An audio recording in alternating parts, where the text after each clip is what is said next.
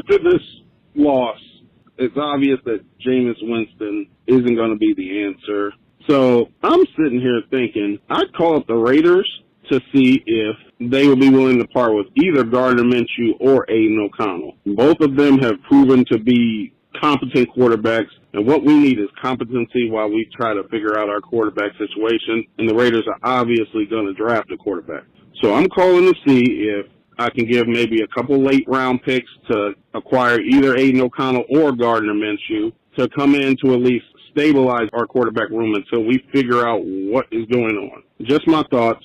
Hopefully we can get a couple more wins before the season ends. Go Browns. As always, appreciate all of the voicemails. Tom, I'm not sure that Minshew or Aiden O'Connell. Minshew, he might be intriguing. I don't know that he fits the system. If there's no good answers to this question because there's not. You can't spend any money. Go get me a quarterback for $10 million, Alex. Yeah, much easier said than done, right? When you have this situation that they do, financially, they're in a bad spot in terms of trying to fix this quarterback situation. Now, can they get out from underneath the Watson deal?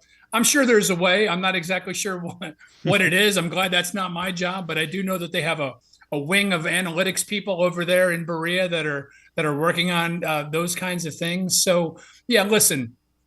Once the season wraps up, obviously they've got to start thinking about what that position looks like last year. If anything, if this year, as much as any has underscored, is how important that position is, which we've all known for a long time. And this is Cleveland, and we've got a roster of 40 starting quarterbacks or whatever it is now since 1999. So, clearly they're going to have to figure out what it is they want to do next year. Is it a bridge quarterback that gets you to a guy that you're going to draft in the first round? Is there a quarterback in this draft that stands out amongst others that you're willing to move forward to get? I don't know. I watch these kids on television each week like everybody else does out there, and a couple of them look real intriguing, and a few of them, there's some guys that are probably going to be taken in the third or fourth or fifth round that are going to end up having 10-year careers here in the NFL.